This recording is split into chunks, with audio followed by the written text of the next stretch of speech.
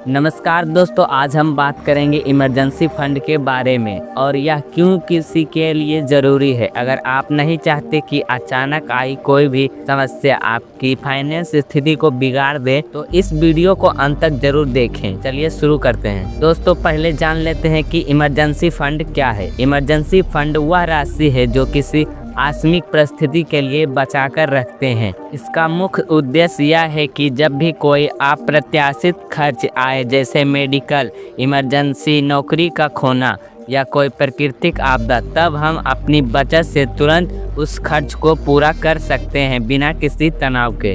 कई लोग इसे समझ नहीं पाते, इमरजेंसी फंड बनाने को नज़रअंदाज कर देते हैं, लेकिन यह कदम उनके लिए जीवन भर में फाइनेंस संकट से बचाव कर सकता है। अब हम जानते हैं कि इमरजेंसी फंड इतना महत्वपूर्ण क्यों है। इसके कई कारण हो सकते हैं, तो चलिए जानते हैं इसे विस्तार से। देखिए, जिंदगी में कोई भी चीज़ तय नहीं होता और कभी कभी हमें अचानक पैसों की आवश्यकता होती है। सोचिए, अचानक मेडिकल इमरजेंसी आ गई तो, या घर के किसी सदस्य को अस्पताल में भर्ती करवाना पड़े तो पैसों की जरूरत पड़े। अगर आपके पास इमरजेंसी फंड नहीं है तो उधारी पर निर्भर रहना होगा। इमरजेंसी फंड ही आपको इन स्थितियों से राहत देता है और आप अपने पास पैसे होने से आप इन मुश्किल समय में किसी भी तनाव में नहीं आते, किसी भी दबाव में नहीं आते। और दूसरा फैक्टर यह भी है, आप कल्पना करें कि जब आपकी आर्थिक स्थिति स्थिर होती है और आपके पास इमरजेंसी फंड है तो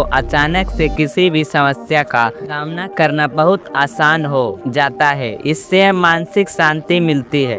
जब हमें किसी अनहोनी की वजह से पैसे की जरूरत पड़ती है तो मानसिक तनाव और चिंता का सामना नहीं करना पड़ता। इमरजेंसी फंड होने से यह सुनिश्चित होता है कि हम सही निर्णय ले रहे और जल्दबाजी गलत कदम ना उठाएं। और तीसरा फैक्टर यह भी है, कभी कभी हमें पैसों की ज़रूरत होती है और अगर हमारे पास इमरजेंसी फंड नहीं हो तो हम तुरंत किसी से उधार ले सकते हैं या फिर क्रेडिट कार्ड का इस्तेमाल कर सकते हैं, लेकिन यह बाद में एक बड़ा ऋण बन जाता है। इमरजेंसी फंड हमें उधारी से बचने का अवसर देता है। इसमें हम खुद को कर्ज के बोझ से बचा सकते हैं जो बाद में हमारे जीवन और मुश्किल बना नहीं सकता। चौथा फैक्टर यह भी है, सुरक्षित भविष्य की योजना। आपने सुना ही होगा, आपातकाल में पैसों की कोई कीमत नहीं होती, तो इसका मतलब यह है कि हमें भविष्य के लिए तैयार रहना चाहिए। इमरजेंसी फंड हमें सुरक्षित भविष्य का निर्माण करने में मदद करता है। यह सिर्फ आकस्मिक खर्चों के लिए नहीं, बल्कि हमारे जीवन की अनिश्चितताओं के लिए एक तैयार सुरक्षा योजना है।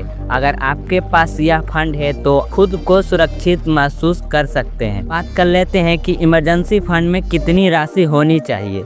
अब सवाल उठता है कि इमरजेंसी फंड में कितनी राशि होनी चाहिए। इसका जवाब इस बात पर निर्भर करता है कि आपकी मासिक खर्च कितनी है। आमतौर पर 3 से 6 महीने खर्च को इमरजेंसी फंड में रखना आदर्श होता है। मान लीजिए, अगर आपकी मासिक खर्च 30,000 है तो आपके पास कम से कम 90,000 से 81,000 का इमरजेंसी फंड होना चाहिए। यह राशि आपके जीवन के स्टाइल और खर्चों के हिसाब से थोड़ी ज़्यादा या कम हो सकती है, लेकिन यह राशि सामान्य दिशा निर्देश है। अब सवाल यह आता है कि इमरजेंसी फंड को कहाँ रखें। इसे ऐसे स्थान पर रखना चाहिए जहां से तुरंत निकाला जा सके लेकिन रिस्क भी कम हो। बैंक सेविंग अकाउंट आम और सुरक्षित विकल्प है। यह पैसे निकालने में कोई परेशानी नहीं होती, हालांकि यह ब्याज दरों के मामले में थोड़ी कम हो सकती है, लेकिन इसे जल्दी और बिना किसी परेशानी के निकाल सकते हैं। दूसरा विकल्प, अगर आप थोड़ा अधिक ब्याज चाहें तो फिक्स डिपॉजिट भी दूसरा विकल्प। फिक्स डिपॉजिट यानी FD। अगर आप थोड़ा अधिक ब्याज चाहते हैं तो आप फिक्स डिपॉजिट में भी पैसे रख सकते हैं। हालांकि इसमें पैसे निकालने में समय लगता है, इसीलिए इसे इमरजेंसी फंड के लिए 100% विकल्प नहीं माना जा सकता है। लेकिन आप मुश्किल राशि में एफडी में रख सकते हैं ताकि आपको थोड़ा और रिटर्न मिले। तीसरा है money market fund. Money market fund भी एक अच्छा विकल्प है, खासकर अगर आप बेहतर रिटर्न चाहते हैं तो जोखिम सहन कर सकते हैं। इसमें भी आप जल्दी पैसे निकाल सकते हैं, लेकिन थोड़ा रिस्क वाले होते हैं। तो दोस्तों आज हमने सीखा कि इमरजेंसी फंड क्यों जरूरी है, इसे कहाँ